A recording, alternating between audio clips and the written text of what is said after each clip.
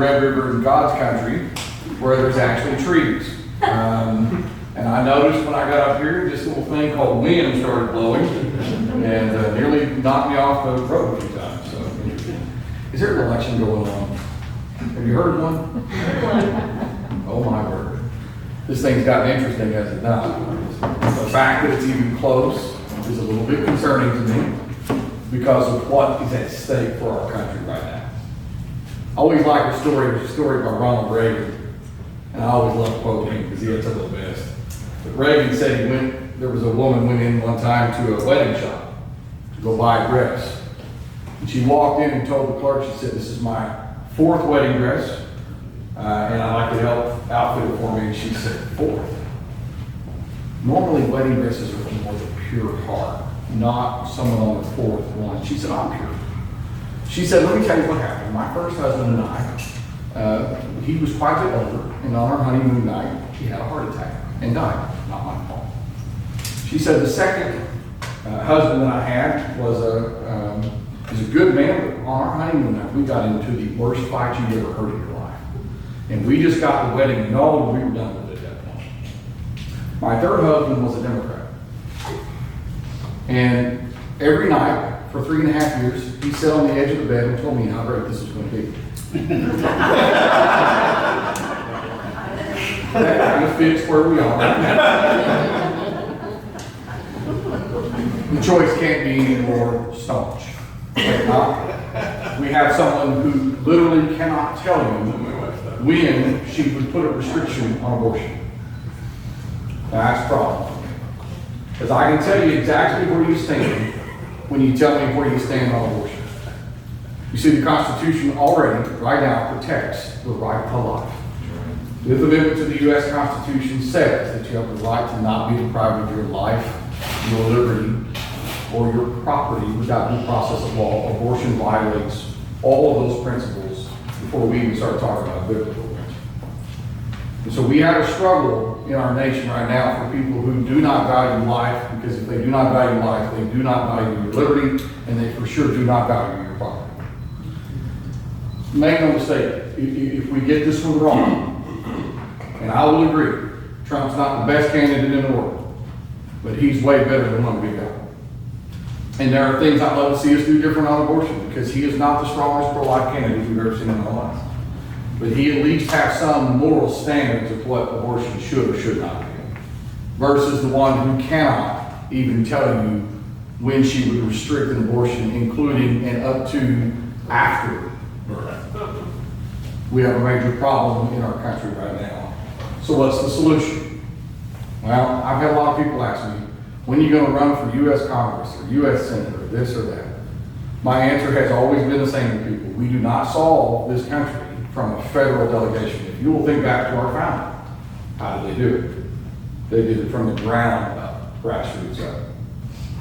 Oklahoma, I believe, is the home of grassroots. You saw it in this last election. I don't know how many of you helped knock doors around the state, but if you did, let me tell you something, bravo. This last election proved that true constitutional conservatives still live in this country, and they are still willing to make a stand. You threw people out of office who deserve to be thrown out of office. It's that simple. And let me simplify the whole principle for you. All we're asking you to be is what you put on the flyer and you mail to my home. If you say you're a Republican, why are you a Republican? What part of the platform can you or can you not support? Because I can tell you right now, in the legislature, on both sides, there are members who cannot even tell you what the platform says, or they are completely and 100% embarrassed by that platform. Now, how did they get there? Let me tell you how this works. Don't tell my wife, but I told you this, or my mother. But when I was in school, I was the king of turning an F into an A. It was very easy. You can just mark things down different on the F, and it looks like an A minus. I was the king of that. I could turn any letter grade into the A or the B that I needed. What they've done is they've taken the D and they made it sprout 2 legs. And all of a sudden people said they're a Republican. and we stopped asking questions. This year, they could not buy an election. Let me give you an example of what I'm talking about.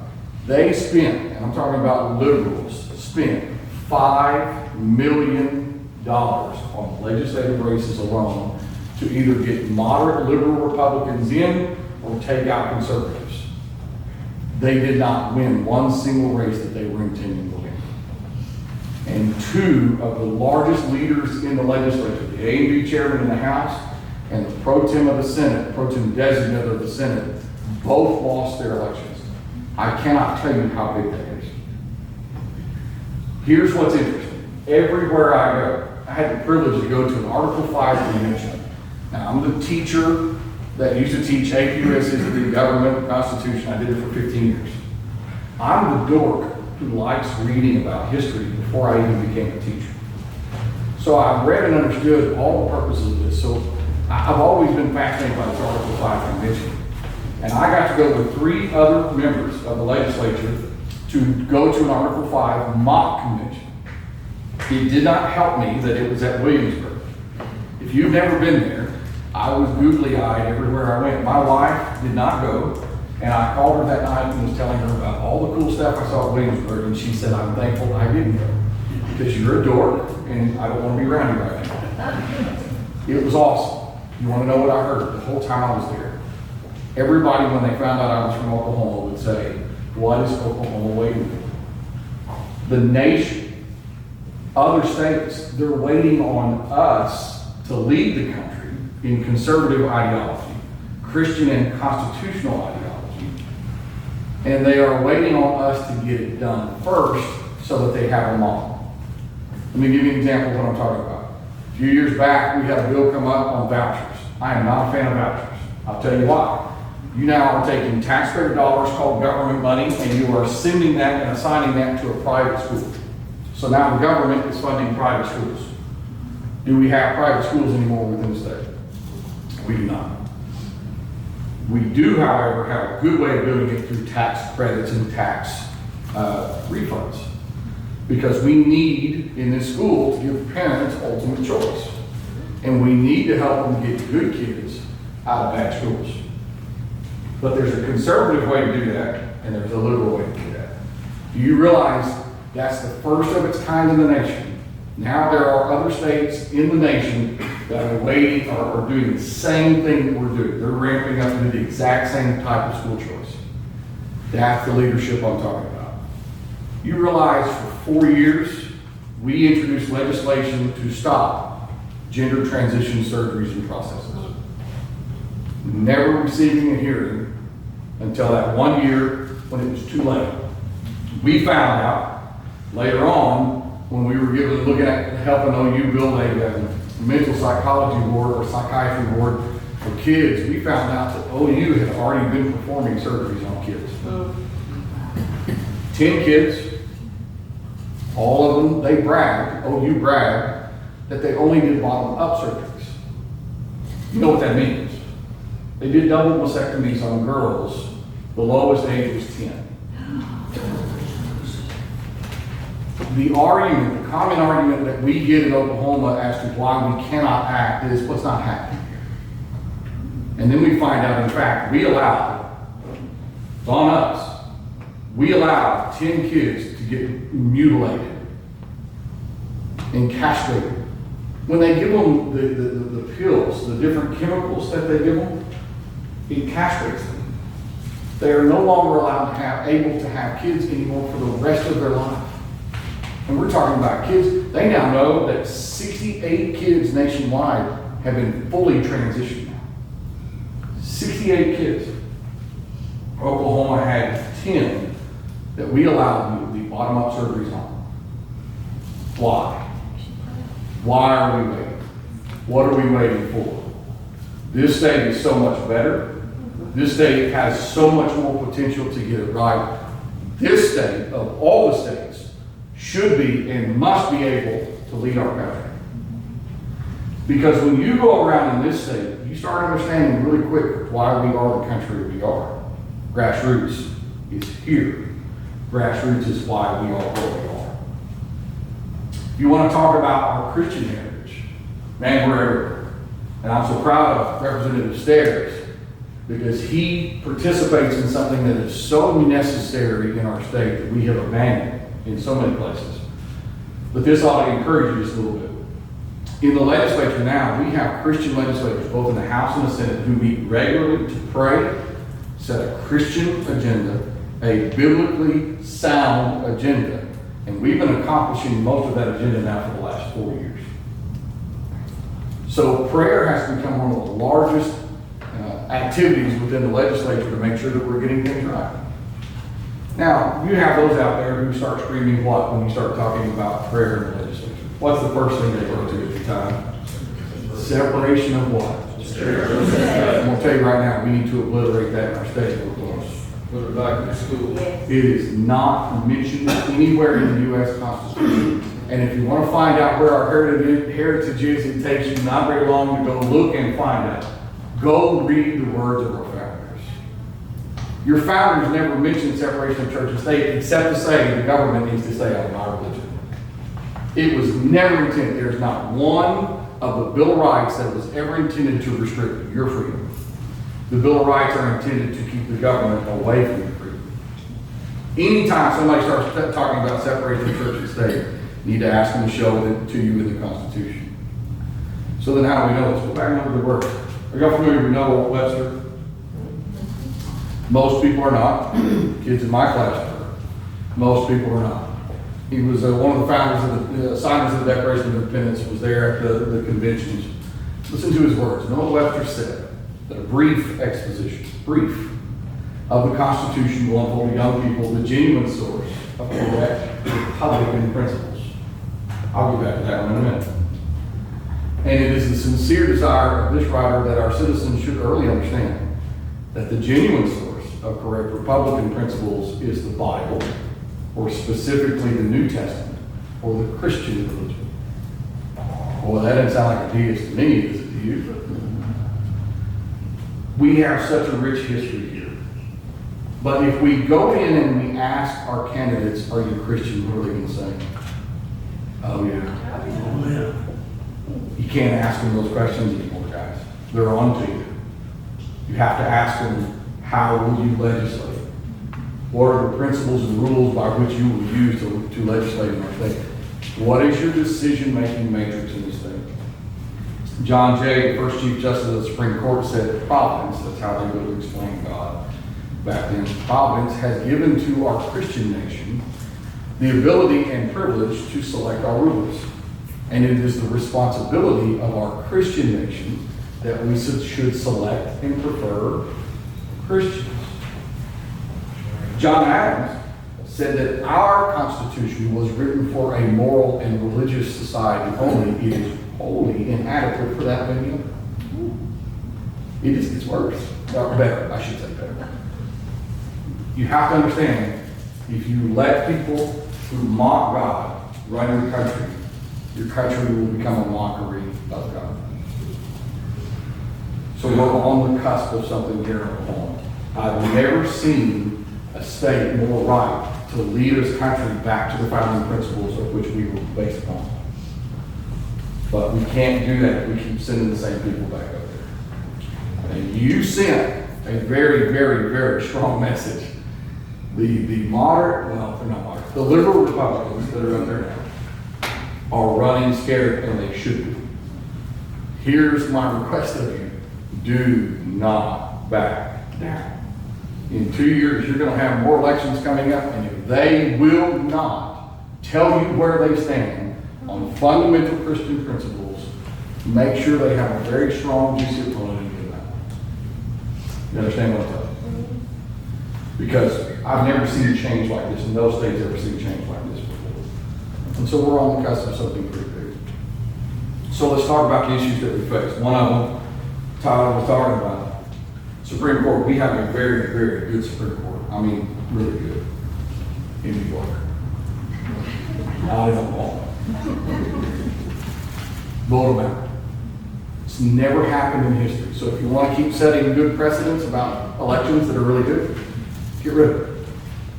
Because those liberal justices, no matter what you think about them, are liberal and opposed to everything I just talked about. There have been over now 30 conservative bills that they have tossed out, not on constitutional principle, on opinion and legislating from the bench. Over 30. We have workers' comp reform. They have just destroyed all the work we did on workers' comp reform. If you're serious about ending abortion in Oklahoma, every one of them are pro-choice to a radical degree. And so we have to make a choice.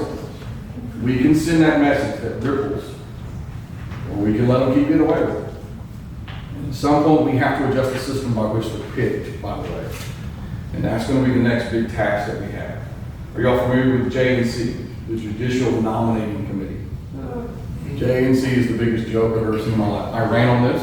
I ran on reforming it. I ran on getting rid of it. We're going to get them eventually. But right now, the J&C, which is controlled by the Oklahoma Bar Association, how conservative are they? They are who determine who the governor is picked from. If you look on that scorecard, Dustin Rowe, I worked night and day to get that. Dustin Rowe was a miracle to get on the bench. He's the highest scoring on there. It's the reason I fought so hard. We have to reform the J&C. If your legislators are not willing to go after the J&C, find somebody else. Because the J&C destroys everything you stand for. Every time we stand up, they chop us down. And so I voted to change. No. Clay's good.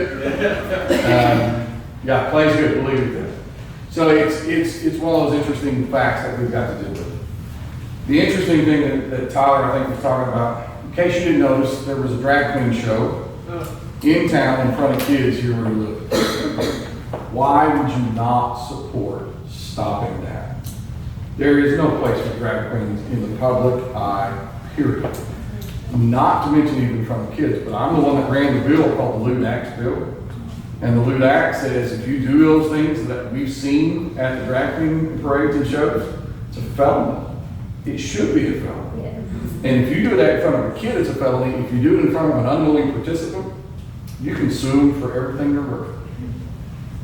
We'll stop it that way. So we've got a lot of things that we've got to get done within the state. It's going to be an interesting year. So let me talk about the pro-tem race. When I first got into the legislature, I wanted nothing to do with being pro-tem. Nothing to do with pro-tem. I watched it. I watched how it works. I watched what it's going to be like. I've got 2 girls at home. I don't want to spend less time with them. I want to spend more time with them. But my family prayed this through a long time ago. And we decided that it was worth the sacrifice to go up there and make the change. You realize the Senate has always been the most liberal body within the legislature, always. And I've heard more people here recently talking about this and saying, for the first time in Oklahoma history, the Senate has the chance to be the most conservative body, more so than the House. And don't be too hard on them, we're still trying to learn how to be. The rest of us are doing it. So it's a big chance. Here's the problem, when you stick your neck out there, what are the liberals going to do? They're already looking, they're already fighting, they're already getting dirty right now as we talk. Here's what's even more fascinating. We have the votes. We've secured 22 commitments. I believe we're 2 more away. I think I've been praying about this. I don't know why the number is hitting me on this the way that it has. 24. I think I ended up with 24 votes and I just got to have 20 to win in the Senate. Right now, to be very honest with you, I don't need you to go after your senator. What I need you doing is praying about those votes that I already have. If you'll join me every day from now until November 12th in praying that the ones that have committed will honor their commitment, let their yes be yes and their no be no, we will win this thing. You got to remember, in the past, a lot of people have said, well, what are you going to do? What bills are you going to run? Listen, if you go read the bills I've posted, I've done my job. I have no problem with the bills that I've run. I've run every conservative bill under the sun. My job as pro-tem no longer is to try and run bills and quarterback the bills. My job is to put a conservative team together that will actually represent the will of their people. And let's be honest about this. There was a study done last year that showed over 90% of the bills, conservative bills filed, died without even getting a hearing. So some of these scorecards, and I'm not gonna trash OCPA, but some of these scorecards, you need to ignore them. Some of these scorecards come out and show some of the most liberal people in the Senate are actually really, really conservative. You know why that is?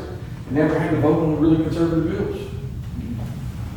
Why? Because they decided they would rather smother them to death than actually have to make an argument about whether that bill is good or bad. I had a bill just this last year where we're going to stop the abortion pill from being distributed. Do you realize how rough the abortion pill, RU486, is on a woman's body? A lot of women are sterile after they take the pill. Did you hear Kamala Harris talk about the woman in Georgia who's because of our radical abortion laws? You realize what the lie is on that? That same woman was not in an emergency situation. She went to go get an abortion in Georgia. When she got there, they said, we can't do an abortion on you. You haven't been raped. It's not incest and your life is not in danger. So she went to South Carolina. They told her the same thing. Except that doctor handed her what? RU486, the pill. Sent her home. She took it at home, bled it at that time. The pill killed her. The abortion, the abortifacious pill killed her. Not the fact that she couldn't get an abortion as contraception. So we have to understand the facts. I was told by the Senate that we could not vote on that bill because they did not want to put Senate Republicans on a tough vote. They said, I was told, that they would not put my bill up that says you can't traffic or distribute the RU486 bill within the state of Oklahoma because that would be putting Republicans on a tough vote. You understand the problem? When you can't get bills through to stop abortion, when you can't get bills through to stop drag queen story hour for kids, when you can't get bills through to stop gender mutilation surgeries and procedures, when you can't get bills through to stop pornography in your schools, when you can't get bills through to do tax cut and put Oklahoma on a pathway to zero income tax, when you can't get those things done, you cannot blame Democrats. There are 8 of them. They're annoying. They have really whiny, stupid arguments. But at the end of the day, they mean nothing to us. We can't get bills through. It's not the Democrats' fault. Whose is it? It's Republicans. And what are you scared of? Stand up and make an argument. And I don't even want to call it the conservative argument. Stand up and make the argument for what is right and make an argument against what is wrong. That should be our stand. I'll close like this. Everywhere I go, you heard it, you heard it. I give this quote, but when I taught, I wanted my kids to understand this. Because we are in a particular situation. We're not a democracy. Yeah, how many of you have heard Kamala Harris say, I hate the way she says it. Her voice is annoying. We're a republic. And in fact, if you want to go look and see what the founders thought about a democracy, I think it was Benjamin Franklin who said he would prefer enlightened despotism over democracy. They did not set that up. If you need proof, go pledge to the flag one more time. You didn't pledge to democracy. What did you pledge to? Republic. And in fact, the founders were very specific. Democracies very soon keep themselves alive. And when you see chaos and unrest and unruly behavior, when you see things going dark, that's a democracy. That's called that. And there's a reason they have that phrase. So I wanted my kids to always understand what we're up against. I don't know if y'all are familiar with James A. Garfield, not the cat. I used to talk about Garfield in my class, and they were like, cat? Like, no, I mean, the cats, James A. Garfield was the 20th president of the United States, and he was remarkable. While he was running for president, he actually preached 3 revivals. Put that in your separation of church and say you ask him. He would have been, if he had survived, one of the most phenomenal presidents ever. Y'all go read about it. But he had a quote that was very famous. He said, now more than ever, the people are responsible for the character of their Congress. And if that body be ignorant, reckless, and corrupt, it is because the people tolerate ignorance, recklessness, and corruption. I'd say that probably fits our government. If that body be intelligent, brave, and pure, it is because the people demand such high qualities from their elected legislature. And he went, here's the good word.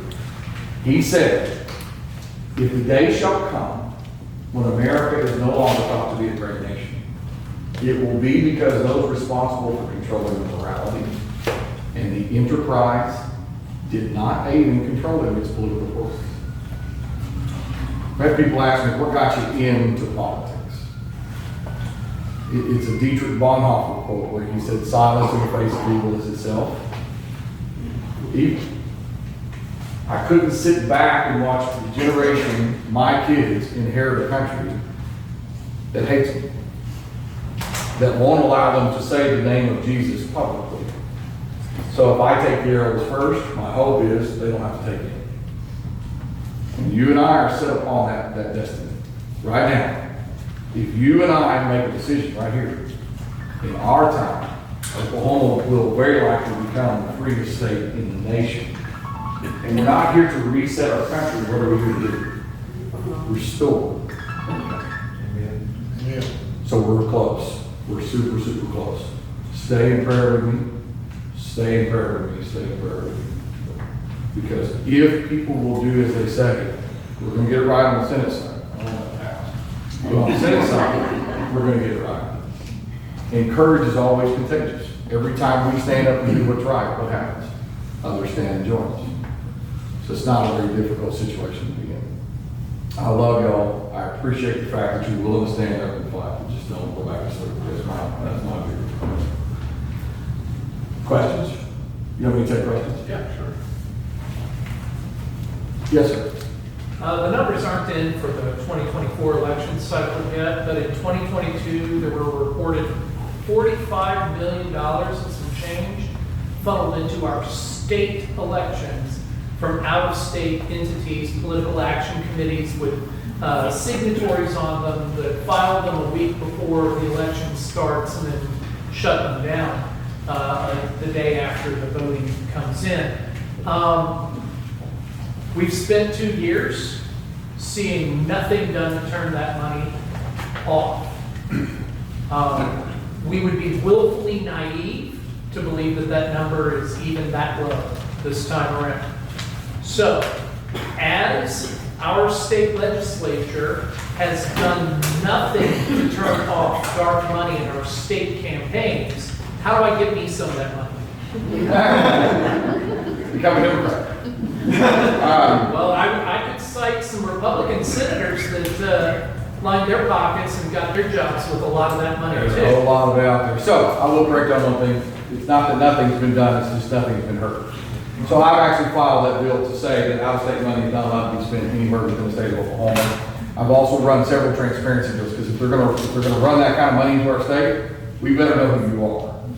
Because right now, what you're calling dark money, do y'all know what that is? It's a 501c4, so the way that they do that is you don't have to report who you are. And we've got a war to wage on dark money. A lot of that $5 million that I'm talking about is all waged under dark money.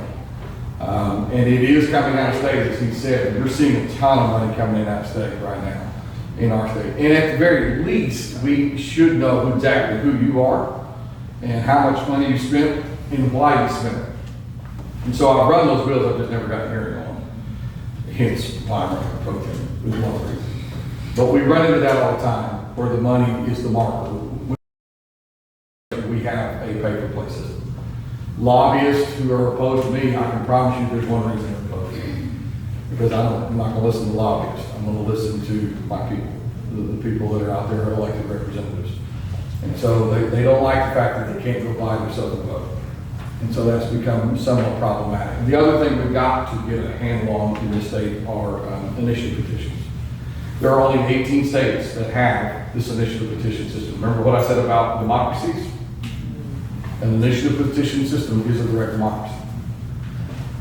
The problem is, what do you do with it? We've looked at, can you run a bill to say that we get rid of that initiative petition system? Because a lot of that money that you're talking about is coming from Kaiser Foundation and out of state. That's why we have medical marijuana. That's why we have a lot of things, the Medicaid expansion, things like that.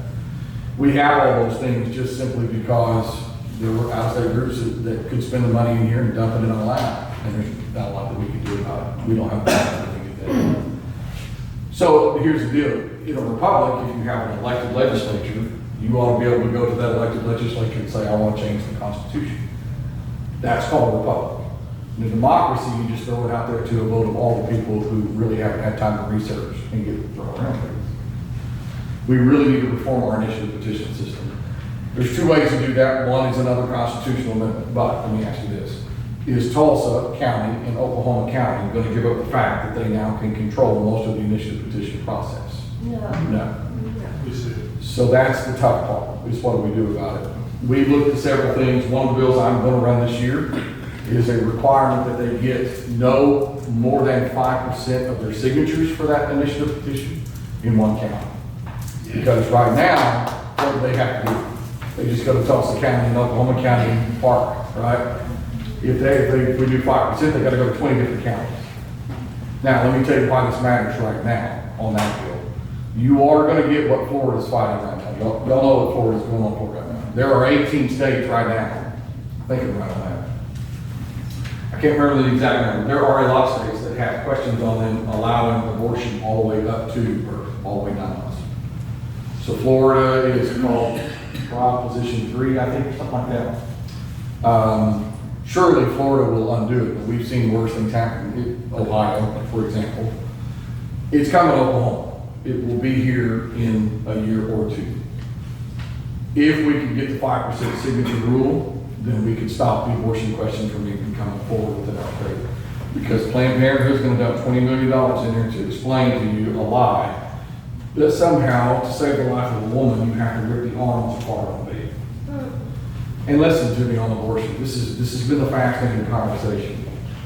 The more I research, the more convinced I am. There is no medical necessity for abortion. It's called delivery.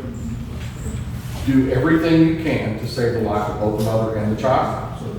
And we're good. But if the mother's life is truly in danger, no doctor is going to go in there and start ripping limbs off of babies to try and save her life. They're going to cut her open, and that's called delivery. Do everything you can reasonably to save both of their lives, and you're good. We don't have a problem with that. But this nonsense that they got to have an abortion pill in the case of the life of the mother, no. They have to be in really good health before they'll even consider giving them that abortion pill. So that's not there as well. But abortion's coming to your state. We will have abortion on demand anytime for any reason at any place if we do not solve this initiative petition idea. And remember, we have to get ourselves away from this concept of a democracy to a republic. You have an elected legislature for a reason. If you have a brilliant idea that's really good, take it to the legislature. We'll run it in vet. But the idea of an initiative petition has invited in liberalism to come into our state, and that's how they get the job done. So, but a lot of that's that outside money that you were talking about. So, yes, ma'am. I think there was a bill run this year to wipe the voter rolls clean and start over, and that has been the recommendation of people who have really dived into the situation and said there's no way to do it otherwise. And from having knocked doors for years and there being abandoned lots and there being multiple. How many graveyards did you get sent to when you were knocking doors? Yeah, I got sent to a lot of them and said, "Ooh, that's crazy." Yep. So that bill didn't get heard this year. Is that something that you will work to get done? Yeah, I think so. I've always been in favor of that. I need to do some more research on it. Do we need to wipe them completely clean and start all over? Yes. Or do we need to do, and that's what we've got to do the research on. What's the greatest course of action? I've seen some of the research. We've got to go figure out what that is. But yeah, we're always. I mean, I know that there's some that are those. What do they call them? They're duplicated. There's a name for them, cloned. There's clone names out there. What they say, 7,500 or something. There's a bunch. And there were some that were like highly irregular. They showed me some of the names that were on there that were like high irregularities. And I forgot what they said, 120,000 or something like that. So we've got to go take a very close look at that. Elections are something I intend to pull out and make it its own committee. Because it's kind of slipped through judiciary where we just kind of hide and don't hear like what you're talking about. I'd love to see elections be their own committee so that we can start focusing on dog money and voter registration and rolls, and there's a lot of things that we need to be working on with elections. When you talk about a committee, are you talking about the committees with people within the Senate, or are you talking about committees of people in our communities? No, committee in the Senate. Okay. Yeah, that's what I have control over, or can try to control over. And hopefully those folks in the Senate are coming back to their communities and getting feedback about the issues they're addressing. Yeah, should. I mean, that's why you have an elected representative, right? I mean, that's what they're doing. But what we're after is, what I want to do is create a standing committee that's a permanent committee that's just hearing bills on elections. There's a bunch. I mean, we've even looked at, I've looked at, other states have done this too, but, you know, if we can put a serial, a barcode or a serial number on a dollar, y'all have it on your ballot. Yeah. So that you can go back, just you, not anybody else, you ought to be able to go back and say, did I really vote for Kamala Harris or not? I'm teasing over Kamala Harris. But you see what I'm getting at? You ought to be able to check. I've run that bill for 6 years. I've never gotten a hearing on it yet. Well, I take it back. I think I got one because I'm manipulated. But you can, those are just some of the issues that have to go there. Now, understand, my goal as pro-tem is never to just put my thumb on a bill and say, you're going, we're going to walk this thing all the way through. My job is to design a machine that ought to hear the bills that the people are desiring. It gets dangerous. We watched the pro-tem in the past. That's what they did. They keep their thumb on them, either kill them or run them all the way through, and that is never a good idea. Got one more question? Yeah, the Senate does not have an election committee, but the House does. I will be matching the House. Yeah, and. On Saturday, one of them that we And really I'm need. on the election committee, in the House. One of them that we need to really pay attention to is on state's powers. The state has really abdicated our authority when it comes to federal issues, and there are so many issues out there that we can run as a state's powers. The House already had it. We should have had it a long time ago, because we cannot continue to do that. I think too, we need to split out higher ed and common ed, two different committees, because we have two different issues, and we have to start paying attention to what higher ed is doing to our kids. Over 80% of our kids right now that are evangelical Christian kids, by the end of the first year of college, have renounced their faith. That's not an accident. So we've got to start getting into how and why, and start controlling that. Yeah. Senator Bullard, is there any effort to reduce the size of state government in the Senate? Because I know that budget increased by 9.5% in fiscal 2024. Why are Republicans not reducing the size of government? Well, so for the first reason I talked about, they're a D and they just sprouted eggs. So they're taxing spending. They want more and more. We will look at, like what I'm calling for is a 2% reduction, especially when it comes to upward echelons of the administrations. But we've got to start trimming the fat off of it. When I first came in, our budget was just under $8 billion. We're almost at $13 billion on the budget. We've got to get a handle on that. And I'm talking about recurring revenues. It's not a bad thing to save some money and have some sitting back because we know the economy is going to turn down. I'm not talking about one-time things. I'm talking about recurring dollars. They'll giving the people more tax relief as well. Yeah, so what I want right now, the first one that we have that is probably the easiest to get to is a pathway to zero on income tax. There's no reason why we can't get to that pathway to zero. And Senator Bergstrom had an awesome bill last year. We're going to look at that one to run as well, so that those kick in automatically on rolling averages to get us to that zero. The other one we have to focus on is property taxes. And there's ways to get to that property tax. You know, Fifth Amendment again says that you have the right to not be deprived of your life, your liberty, or what? Property. Without due process of law. So your property can protect away from you, but it's got to be something pretty bad. Living and breathing is not one of them. Do what? We do not own our property. You do not own property as long as you have a property tax. We own nothing. No, I would agree. So we've got, but that's going to be pretty intricate right there. So we are going to work on property tax. Wonderful. Good to hear that. Yeah, we need to. Now, how we do it, there's a million ways. So that's the discussion. Yes. The goal is getting rid of property tax completely. And the state needs to move to a fair tax. Just understand property tax, even in our Republican platform, talks about the need to switch to a fair tax, right? It's not that they're gonna completely get rid of it. Now, we can completely get rid of income tax, that one's not a problem. I'm talking about on property taxes, there's a way to switch that out to a fair tax system. What that is, I don't know yet, that's gonna be the argument. We've got to go after property taxes. Thank you. You're welcome. One more, Walters. Yeah. What about Walters? Are most of the Republicans for him, or do we have some that's not standing firm? You know, a lot that are not standing firm. And that's something to pay attention to, whether they are or not. It probably tells them where they are on that spectrum. I don't know if y'all saw today, but basically the law report came out and said, no crime. And I've been watching liberals, man, they are after this idea of impeachment to silence my opinion, my opponents. It's just remarkable to watch. The Republicans are doing the same thing. They are, but I was listening to Dr. Groner in his debate with the complete crazy lady as he runs against. And he had a great response to her, because all she talks about is dry Walters.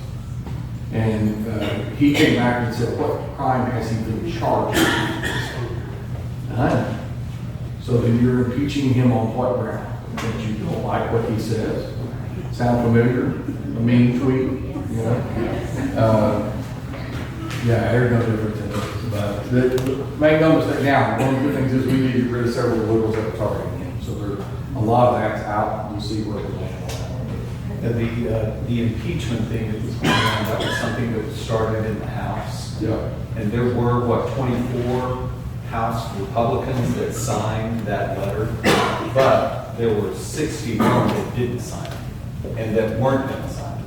I was one of them, but we're planning on signing the letter. Is there a billboard that tells you the ones that it's There is, yes. No, there's actually the letter that Go has through the it. names on it. Yeah, go through it. Yeah. You'll find the names. They're not going to shock you. No, they're not. Well, we gotta go ahead and wrap it up. Yeah, no problem.